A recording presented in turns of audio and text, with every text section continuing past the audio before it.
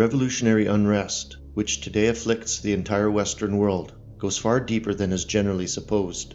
Its root cause is not cultural Marxist propaganda, nor the after effects of 1945, nor did it issue from the French Revolution, but from a process of racial impoverishment which destroyed all the great civilizations of the past, and which threatens to destroy our own. This grim blight on the health of civilized society was correctly diagnosed in the 19th and early 20th centuries. However, in the period since, this recognition has been deliberately obfuscated by every Western institution and government, with heavy penalties laid against any who dare speak of it. For it is the taboo which keeps the present liberal socialist system in order, as it swiftly carries European culture to the brink of its extinction.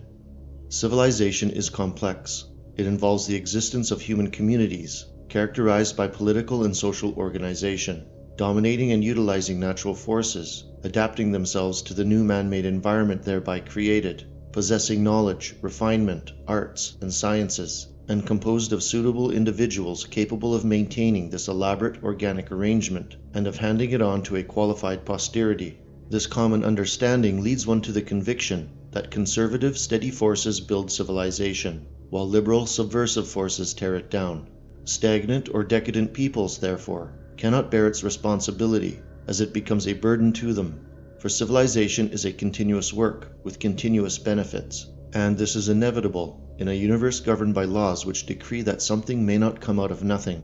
Civilization follows these laws. It is not a cause, but an effect of sustained human energy springing from a creative biological urge that is fundamentally conditioned by race. And because the foundation stones of high civilization are established by culture, and because culture and race are interlinked, civilization cannot be created nor sustained for very long without the latter pair. European civilization, which is presently and systematically being stripped of its racial and cultural components by the process of progressive liberal socialist politics, dictated via constant oppression, now has its bedrock exposed. Once this foundation is excavated, however, it cannot be rebuilt or manifested ever again, as the native racial group capable of doing so will no longer exist.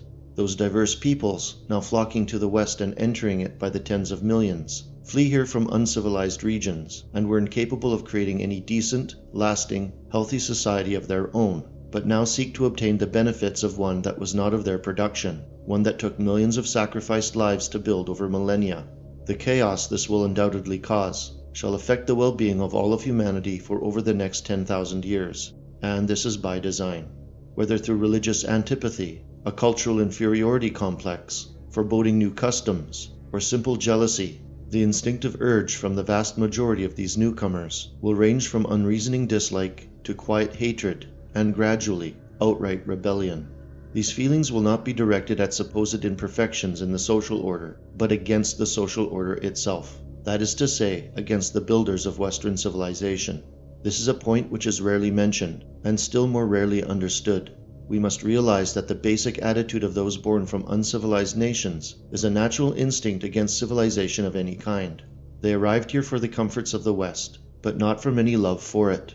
And it is in these newcomers, led by a few traitorous commissars, that the liberal socialist complex invests billions of Western tax dollars to socially and politically equip them as a competitive, standing population against which the native Europeans cannot contend, as the rules of the game are deliberately stacked in favor of these people, with financial and institutional support, unfair diversity quotas in labor markets and community groups, and the corporate public targeting of successful European associations as being privileged.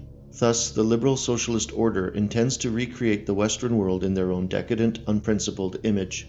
By using an influx of 100 million undermen, with many millions more on their invitation lists, this coterie hopes to racially impoverish Europeans with new livestock, to fabricate an anarchic, civilization-breaking human type. The end result will be the demonization, diminishment, and eventual decay of European peoples and their cultures altogether, the final insult being that the pyre upon which they will be burned shall be the very civilization that they themselves created.